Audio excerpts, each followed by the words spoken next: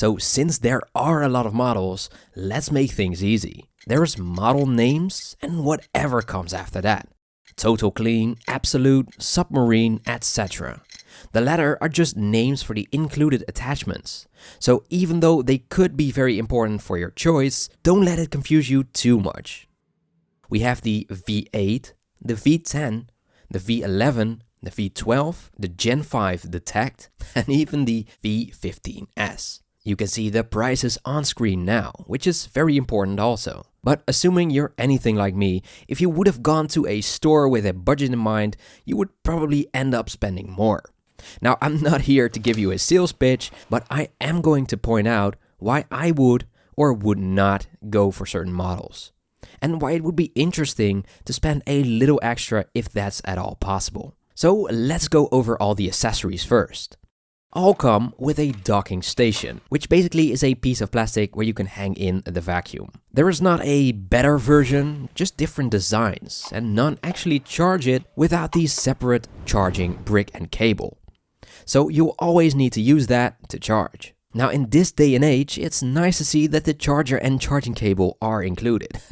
So all models have that, for if you are wondering. They also all have a crevice tool and a combination tool. Now the crevice tool totally speaks for itself, but the combination tool is interesting in that it's really a combination of two things. It can be extended to work as a brush with soft bristles and retracted to be a wide nozzle. Interesting and handy tool.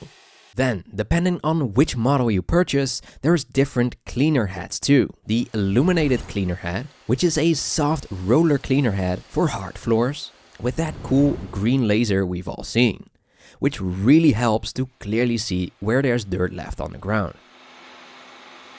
There's also the fluffy version, which really is not any fluffier on the fluffy scale, but acts as a cheapo version without that green laser. Which is funny, since when you purchase this separately, it's almost $100 or euros, making this cleaner head as expensive as budget vacuums. But then there's also the motor bar, which is basically the do-it-all head, suitable for hard floors, but also for carpet. It's also got that unique design where it will use all these combs inside of the head to avoid tangled hair, which can really be annoying to have to remove. So these are great for if you have animals, but even for if you or your significant other has long hair. But it wouldn't be Dyson if there weren't a lot of options to make things even more confusing. Introducing the digital motor bar. Same design for the hair problems, except now it contains sensors that enable the vacuum to detect dirt and the type of floor, which will then adjust suction accordingly when used in auto mode. Now, even though the V12 has an auto mode, it's only compatible with the Gen 5 and V15 models. You will see this a lot, which is part of their marketing. Two simpler tools are the mattress tool and the mini soft dusting brush. The name already suggests what these do, but the mattress tool is extra wide and doesn't feature any bristles to avoid getting stuck on the mattress. And the dusting brush is just a soft bristle attachment. The hair screw tool is also anti-tangle and is specifically designed to remove hair from pet beds, car seats and stairs. You can also use it on upholstery, but there is some stiff nylon bristles to grab the hairs most likely, which could damage softer fabrics like velvet. So don't vacuum too long on one spot. There is also the mini brush head, only included with the V10 series, but also available for purchase for different models. Important to note is that there's different versions, not each version is compatible with each vacuum. This one basically is the same as the previous tool, but without the comb-like system that avoids tangling of hair. It also features hard nylon bristles all over, which can be good to clean specific couch fabrics or short fiber carpet, but it's even harder on softer fabrics like velvet. Moving on, we've also got the low reach adapter. You're supposed to click this on the vacuum itself before the wand. In that way, it clicks into position at fully straight, so you can use it normally, and then you can use the button on the attachment to let it move freely, so that you can easily reach underneath anything. I get it, but I also don't get it. This attachment is just not for me, I guess. The Gen 5 has a built-in crevice tool, much like the combination accessory where you can slide forward these soft bristles or back to make it a wide nozzle for crumbs or whatnot. This is handy, but you would still need to remove it when emptying the bin. So depending on how much you empty the bin, you could also use the regular crevice tool on cheaper models. And then finally, the submarine wet roller head. This is basically a fancy mop. It features a small reservoir with water and another reservoir for dirty water. As you mop, it will squeegee the dirt into that reservoir, so don't get it twisted with wet vacuums, where it will actually use the vacuum too. This will just utilize the battery of the vacuum, but not anything else. An electric mop basically, that's it. Oh, and it's not compatible with the Gen 5 or V15, so you would really need to purchase the V15S, with the S being submarine. They say it's because of a programming issue, because of course it is. Lastly, I just want to mention that Dyson also recolors all named accessories when it sees fit, to make it even more confusing. Some colors look more premium-ish, but they aren't really anything special. If we then look at specific features and details, we can also rule out certain models so that your choice might become easier. Like weight. You would think the more expensive they become, the weightier too, but that's not true. At least not for all models. So without attachments, the weight is 1560 grams for the V8, the V10 is 1665 grams, the V11 at 2029 grams, the V12 at 1480 grams, the V15S at 2038 grams, and the Gen 5 detect is the heaviest at 2230 grams. The weight thing might be difficult to fully grasp by just stats, but I'd say they are all pretty easy to handle, but my girlfriend disagrees and said that it's fully dependent on whether or not you have a button to hold or a button to press. And that brings me to feature 1, how they are activated. So the V8 has a trigger, which you have to hold the whole time while using the vacuum. This can get really annoying, even though it's one of the lightest models. And that's also the case for the V10, V11 and the V15S, funny enough. Don't ask me why. The other models, being the Gen 5 and the V12, have a button.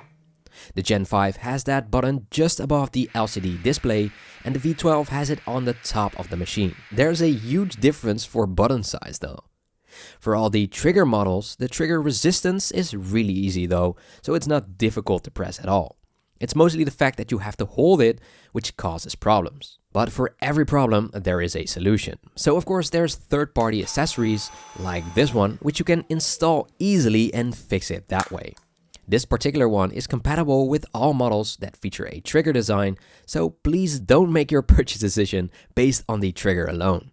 This solution will set you back $6 or euros and is a hell of a lot cheaper than going with the Gen 5 based solely on the trigger issue. It's also so easy to use, you don't really need that button.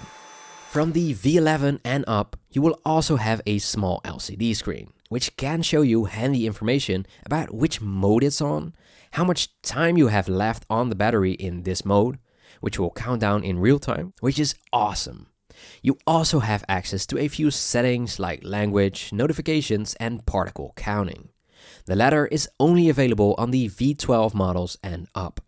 Me personally though, even though cool, you cannot really grasp these stats, as within seconds it will tell you that you may have collected more than 200,000 particles. These are microparticles, which are less than 1 micron and are invisible to the naked eye. Some examples are mold spores, smoke, fine soot, etc. Then you also have 1 to 10 microns, which are dust, pollen, and pet dander. Then there's medium-sized, which is 10 to 100 microns, which is like dirt from shoes or dust bunnies. And finally, the larger particles, which are 100 plus microns, like crumbs, pet hair, or small debris visible to the naked eye. It's cool, a fun gimmick, but it's not life-changing. What I think are the selling points for the LCD displays are the countdown timer and the mode selection. It will also notify you when there's blockages, performance issues, and even filter reminders. On the V11, you also have an LCD display with all features except particle counting.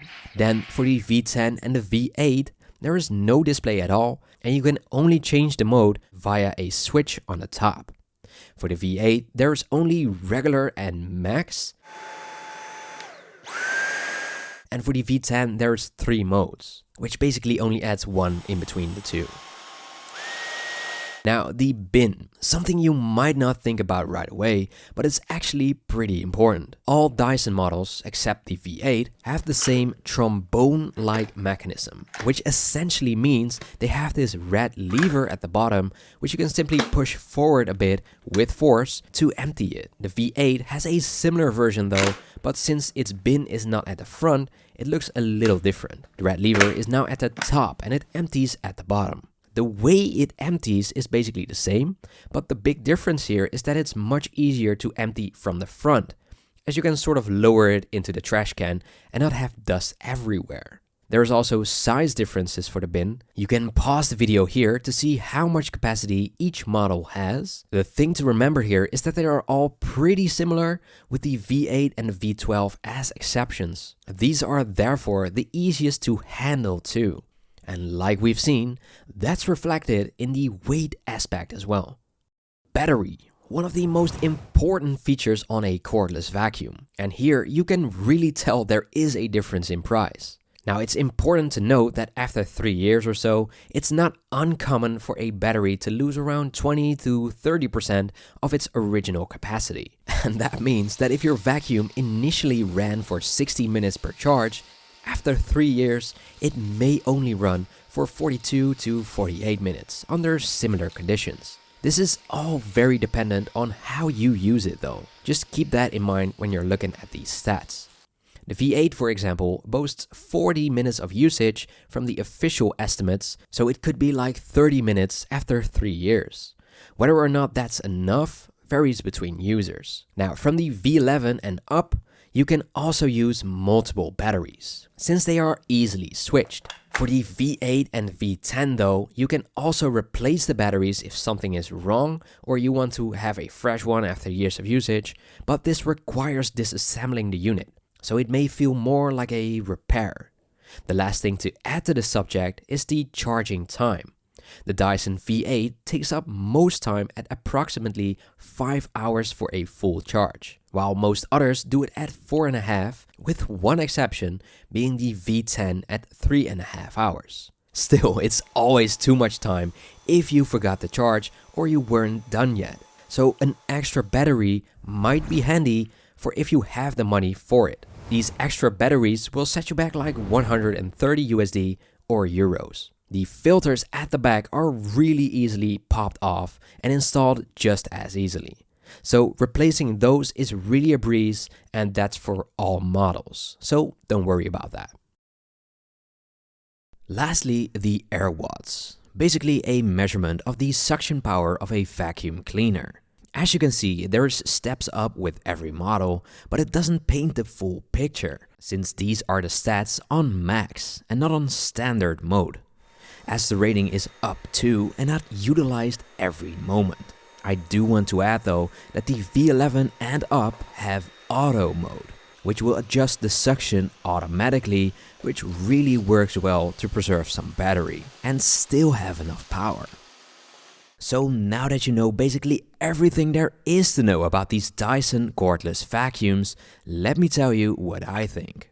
When I did my testing on carpets, I noticed how the Dyson V8 just lacks the suction required to do this properly on its standard setting. Always keeping it on boost is bad for battery, so I find this unit to be the most lacking for all scenarios. You could see most pieces flying out with this one. The step up to the V10 is huge. You can really notice the difference, even though that isn't really translated to the Airwatts as well. The V12 Detect was my favorite out of the bunch, not only because of the weight being the lowest, but also because of the green laser with the illuminated fluffy head. That's just great and really works well. They say the illuminated Detect head got an upgrade with the more expensive models, but honestly I did not really notice that. So I wouldn't say that's a big selling point. What is though is the power of the more expensive units, especially for deep cleaning carpet.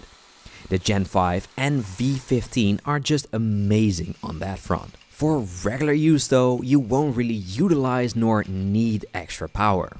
But if your house is fully carpeted, you may want to look at the V15 or the Gen 5, since those would just work the best here. I do find it quite upsetting that the digital motor bar is only available for the V15 and Gen 5. Now, from a marketing standpoint, I get it, but to only give the gates functionality to those models is just a straight up money grab. And I don't like that. Now, I will post a full review on the V15S, since I think the submarine part is absolutely not worth the money, so stay tuned for that. But to summarize, it's just not worth the effort of cleaning it every time, and not to get to every corner and having to do those manually. The stats of the V15S are completely the same as the V15, so that's why I did not include a separate V15. Something I noticed on all of these models is that they just cannot handle big volume of honey loop-like objects. They just get stuck on this part here. Other than that though, I was able to get this rubber seal off the V15, which apparently is a repair. So I thought that was odd, and for them to already have a repair kind of feels Dyson unworthy. So what do you think? Let me know in the comments, and thank you so much for making it to the end of this video.